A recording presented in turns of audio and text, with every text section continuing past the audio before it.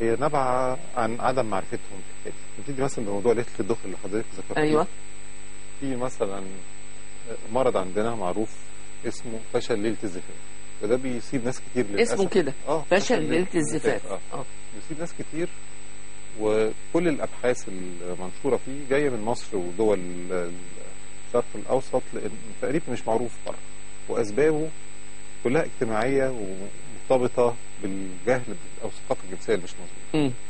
بيكون في اغلب الاحوال الطرفين سلام. شاب صغير زي الفل مش بيعاني من اي حاجه، لسه كامل قواه الجسمانيه يعني، وبنت سليمه مفيش فيها اي مشكله، لكن الخلفيه الاجتماعيه يعني مجهزاهم للفشل. اساسا البنت يعني متخيله ان الموضوع ده صعب او مؤلم، وفي نفس الوقت رغم ان جوزها هي بعمر ما حد يعني اداها فكره ايه اللي ممكن يحصل. طبعا في حاله عاليه جدا من الحرج. نفس الوقت الشباب، اغلب الشباب عكس الكلام الدارج، لا ما عندهمش خبره قبل الزواج، وخايف وقلقان ومتوتر برضه، احسن يفشل احسن ما يعرفش، وده ممكن يؤثر عليه ويفشل. طبعا يعني خوفه الزايد ده ممكن يؤثر عليه ويصيبه بالفشل فعلا يعني. عشان كده في حاجه اسمها يعني في حاجه مشكله عند الست ومشكله عند الراجل. الست ممكن يجي لها حاجه اسمها انقباض مهبلي، ان عضله المهبل تقفل، وفي بعض الناس بتبقى جامده جدا يعني ما تسمحش بالدخول، حتى لو حاله اغتصاب ساعات يتم اغتصاب من غير دخول كامل من كتر ما العضله دي قويه في بعض البنات، يعني تختلف من واحده للثانيه. دي طبعا تمنع الدخول. في نفس الوقت الشاب قلقان وخايف مش عارف اصلا حاجه، يجد شويه صعوبه ويفشل. ممكن الطرفين عندهم مشكله، احنا مش بنحب نرمي اللوم على طرف معين، بنعتبر ان المشكله خاصه بالاثنين وبنحب نعالجها. الفشل بيخش في دايره من الفشل، ان هو خايف يفشل كل ما داخل على مراته، لا ده داخل على امتحان بقى مش داخل للمتعه، وهي فزع، بيفقد الاثاره. مين بيجي له اثاره في وسط امتحان؟ وهي حاله فزع عندها.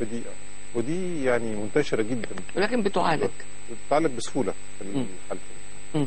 يعني بيجي لك ناس عندها الجرأة انها تيجي تقول احنا بنعاني من كذا، ولا بيتكسفوا برضه من انهم يقولوا؟ هو بيجوا هم الاذكياء واللي عايزين يتخلصوا من المشكله، لان الواحد لو نام على المشكله مش هتختفي لوحدها. وفي ناس بتيجي بالضغوط من الاسره او لانه ما فيش قدامه حل تاني. بس بشكل عام ان غير موضوع ليله الزفاف، الرجاله بيعانوا من مشاكل جنسيه للاسف 20% بس اللي بيروحوا لدكاتره امراض جنسيه. لكن في ليله الزفاف ممكن جدا يروحوا، بس للاسف في ناس بتتاخر لحد ما تروح، وحلولهم بيبقى سهل. يعني بيعمل تحاليل بسيطه نطمنهم، وفي نفس الوقت ممكن بادويه منشطه بسيطه ما فيش فيها مشاكل. منشطه لو واحد لازم مش هيخرج من المأزق النفسي ده غير لما ينجح. طب واذا السند النهارده سند نجاحه للمنشط، وهيفضل ياخد المنشط؟ لا مش هو ده اللي بيحصل. احنا نشرنا ابحاث كتير جدا في القصر العيني عن الموضوع يعني النهارده انا بقيت غير كفء وخدت المنشط فبقيت كويس، هستمر على المنشط. طب كل حاجه هي في حاجه من طرف من ناحيه الراجل وحاجه من ناحيه الست. احنا بنتكلم من ناحيه الراجل دلوقتي. لو سبته في حاله كده هيخش في حاجه اسمها فيشس سايكل او دايره مفرغه. الفشل هيجيب خوف، والخوف هيجيب فشل، وتفضل مستمر على طول. اللي حضرتك بتقوليه ده كنا خايفين منه جدا زمان. بس ده في الاستعمال اللي هو اللي بدون لازمه، انما لو هنستعمله في حاجه في انديكيشن او حاجه واضحه ان احنا عايزين نخرج من المأزق ده، الاول احنا نطمنه، بنعمل التحاليل ونطمن ان هو سليم فعلا.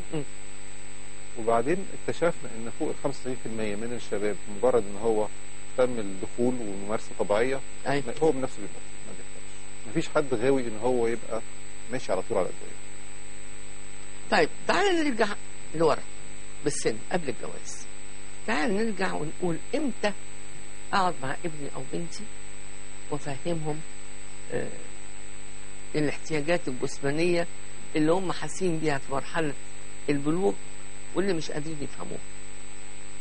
انا عايز اقول حاجه برضه على مرحله ما قبل البلوغ، حتى هم اطفال لازم يعرفوا الاطفال الصغيرين ان جسمهم ملك لهم، لان في حالات تحرش بتتم الاطفال وكده، فلازم يعرفوا ان مفيش حد يلمسك ولا يلمسك طبعا، ولو ده حصل لا لازم تيجي تقول لي على طول وتصوت يعني.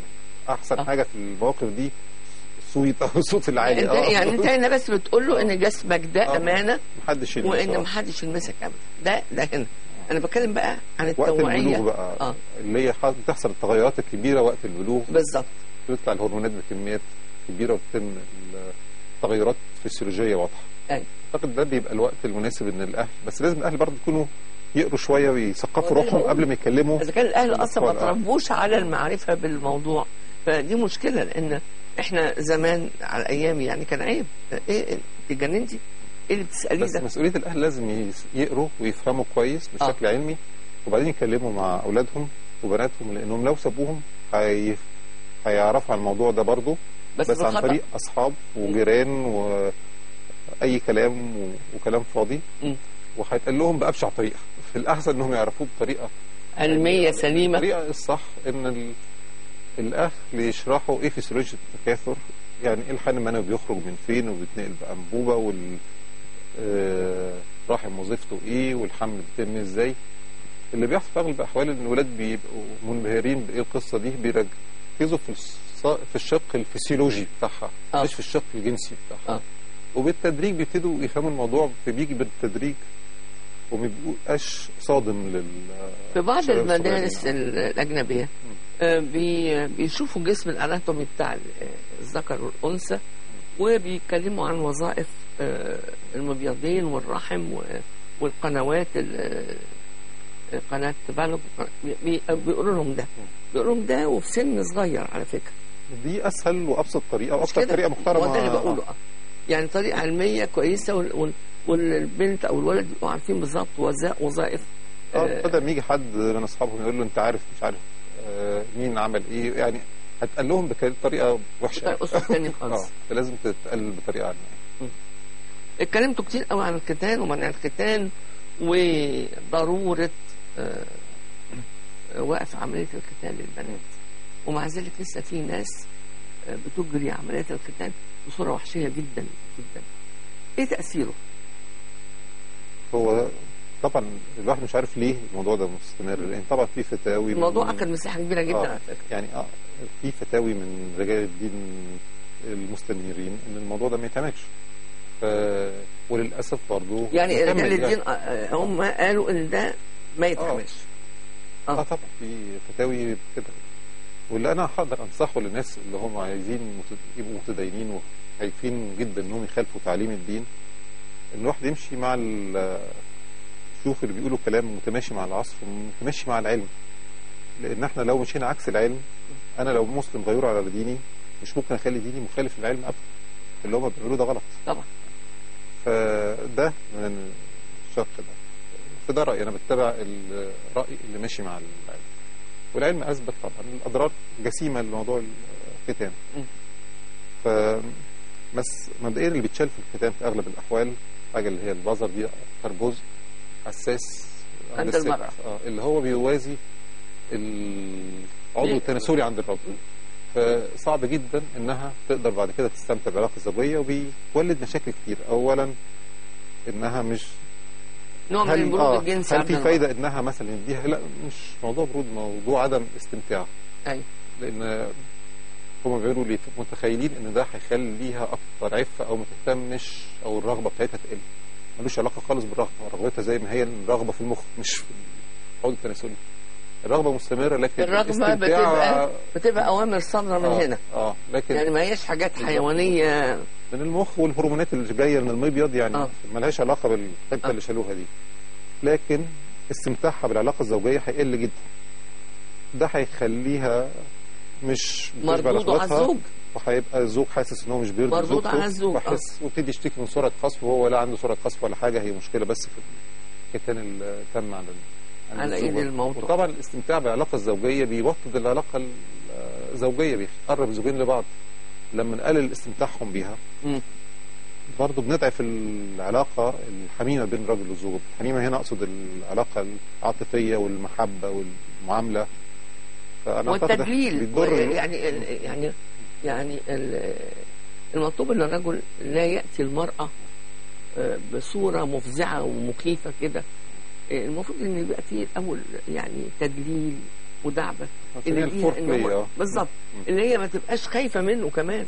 يعني لما تبقى لسه بنت صغيره زي ما انت قلت، لسه بنت بريئه 17 18 سنه بتتجوز، وفجاه بتلاقي راجل يخش في موضوع التشنج المهبلي ده. ده برضه وللاسف يعني ناس كتير جدا وبعض الاطباء مش مركزين قوي في موضوع ان التشنج المهبلي ده مشكله كبيره، وكل الابحاث اللي جايه فيه جايه من مصر والدول العربيه وتركيا وايران وعلاجه سهل برضه عن طريق يعني ان الموضوع زي ما حضرتك ذكرت يجي بالتدريج بالهداوه، ما فيش استعجال، ما فيش ضغوط من الاسرتين هم عايزين ايه اللي تم وايه اللي حصل.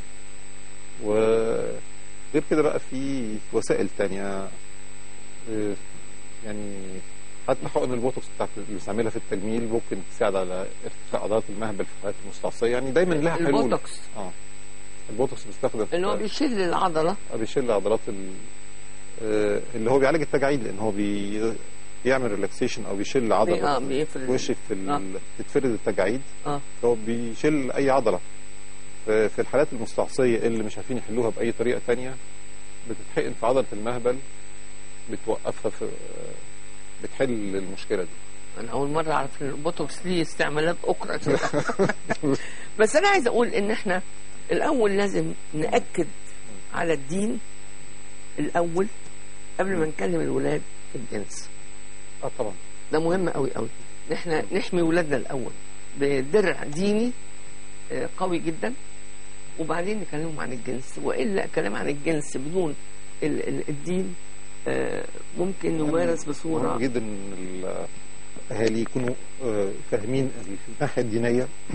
لو ما شرحوش الناحيه الدينيه للاطفال الحلال والحرام ده مهم قوي. هتحصل حاجه من الاثنين، يا اما مش هيبقوا الاطفال مهتمين ومفيش الوازع الديني، او هيسمعوه برضه بشكل متطرف ونخش في مشاكل التطرف وتحذيرات زايده عن اللزوم تعقدهم زياده. فاحنا عايزين نبقى وسطيين، يعني لا نمشي كده ولا كده. بالظبط، ده اللي بقوله، ان احنا على قد ما هنغذي النفس اللي هي الروح بالدين وبالحلال، على قد ما هنخدم الجسد بالمعلومه السليمه اللي ممكن تؤدي الى علاقه جنسيه سليمه لا تؤدي الى الامراض ولا إلى الانحرافات أو المنشطات.